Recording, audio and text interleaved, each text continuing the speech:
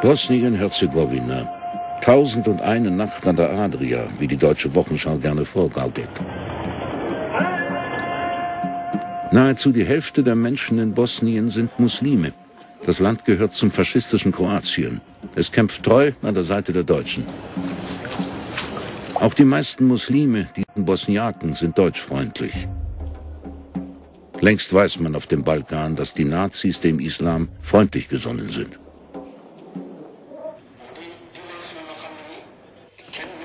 Ein ideales Feld für den Mufti, die Berliner Freunde von seinen Diensten zu überzeugen.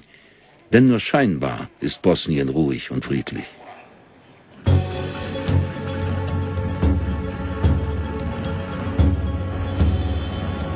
Seit der Besetzung Jugoslawiens kämpft die Wehrmacht erbittert gegen die Partisanen Titos. Vor allem Bosnien droht außer Kontrolle zu geraten. Neue Kräfte werden dringend gebraucht.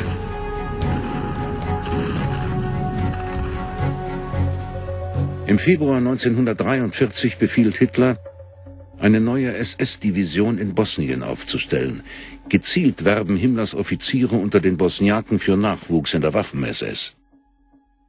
Objavljivali su da će SS-Vojnik biti zbrinut, sozialno biti zbrinut. Sie sagten, dass ein SS-Soldat abgesichert wird und dass die Familien ebenfalls eine Art Verpflegung oder Absicherung erhalten.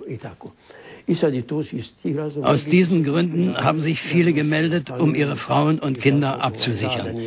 Viele waren arbeitslos und deswegen meldete man sich. Und so habe ich auch davon gehört und von der Handschar-Division erfahren.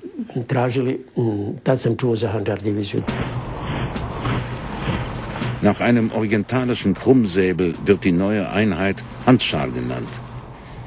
Von Beginn an ist Husseini in die Aufstellung der muslimischen SS-Division eingebunden. Für die Nazis werden aus Muselmanen jetzt Muselgermanen. Kurzerhand bestimmt Himmler die Muslime auf dem Balkan zu den rassisch wertvollen Völkern Europas. Gehorsam bis in den Tod schwören die Muslime dem deutschen Oberbefehlshaber Adolf Hitler. Am Ende sind über 20.000 in der Einheit, unter ihnen auch Deutsche. Der Großmufti persönlich wirbt in Bosnien für die Kollaborationstruppe.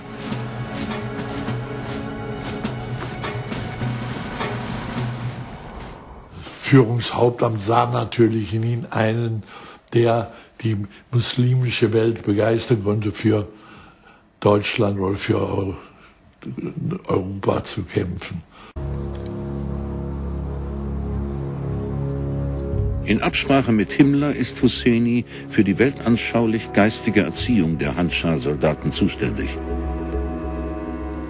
Der Großmufti soll die Brücke zwischen der germanischen und der arabischen Welt schlagen. Himmler gesteht ihm sogar Imame und Mullahs für diese spezielle Truppenbetreuung zu. Die muslimischen Geistlichen wählt der Mufti selbst aus und erzieht sie in einer Imam- und Mullah-Schule.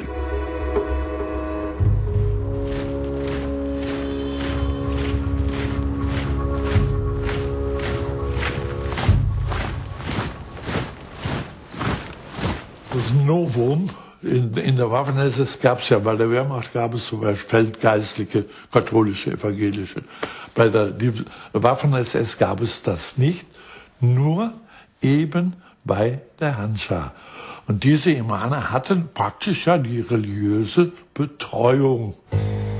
Liebe Kameraden, die Freundschaft zwischen Muslimen und Deutschen ist viel stärker geworden, weil der Nationalsozialismus in vieler Hinsicht der islamischen Weltanschauung parallel läuft.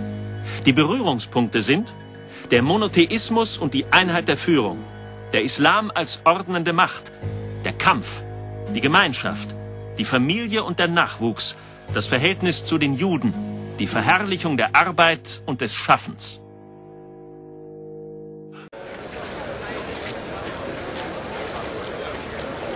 SS-Reichsführer Himmler schaut mehr auf die inneren Werte. Ich muss sagen, ich habe gegen den Islam gar nichts. Denn er erzieht mir in dieser Division seine Menschen und verspricht ihnen den Himmel, wenn sie gekämpft haben und im Kampf gefallen sind. Eine für Soldaten praktische und sympathische Religion.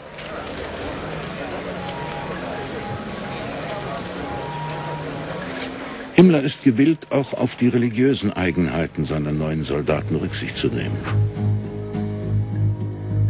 Beim Mufti lässt er anfragen, was der Islam für die Ernährung des Soldaten vorschreibt. Sogar einen Kochlehrgang für eine Verköstigung ohne Alkohol und Schweinefleisch richtet die SS ein. Den Deutschen in der Division verbietet der Reichsführer, über die muslimischen Freiwilligen zu witzeln. Persönlich kümmert er sich um die Kopfbedeckung für die muslimischen Rekruten.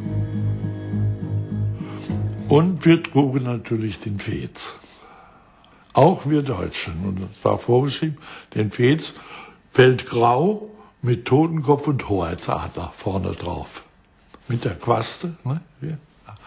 Das war unsere Uniform.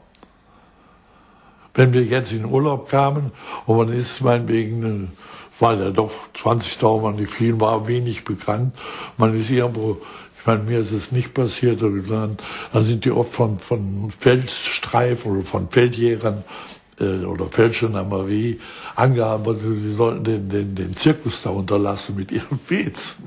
Aber das war im Sollbuch auch eingetragen, dass wir den Fez zu tragen hatten.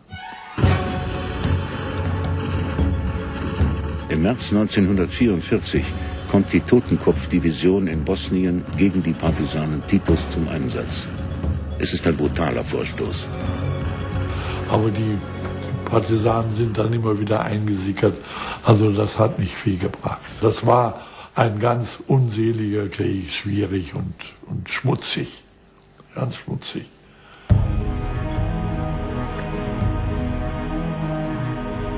Unermüdlich ist der Mufti für den Führer unterwegs.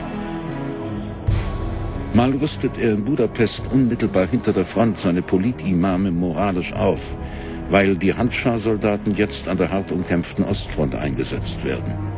Oder er schult bis zuletzt in seinem Institut neue Imame, zeigt ihnen, wie sie die Soldaten im tödlichen Ringen führen müssen. I normalno da sam tješio i sebe i njih. Jer znam šta predstoji. Klar habe ich meine Kameraden und auch mich selbst getröstet, denn ich wusste, was uns bevorstand. Ich habe gesagt, unsere Aufgabe liegt darin, den Feind an unserem Frontabschnitt zurückzudrängen. Dabei wird es sicherlich Opfer geben. Jedenfalls, wer auf eben diesem Weg sein Leben verliert, ist ein Schahid, ein Märtyrer. Sie wussten, was ein Schahid ist.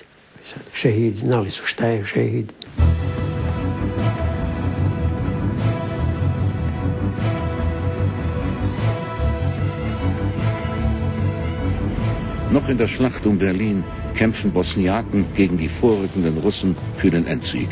Da ist der Großmufti schon längst verschwunden. Nicht ohne zuvor sein Vermögen in Sicherheit gebracht zu haben. Er hat eine Schwäche für Gold und Dollars, die er rechtzeitig in der Schweiz angelegt hat.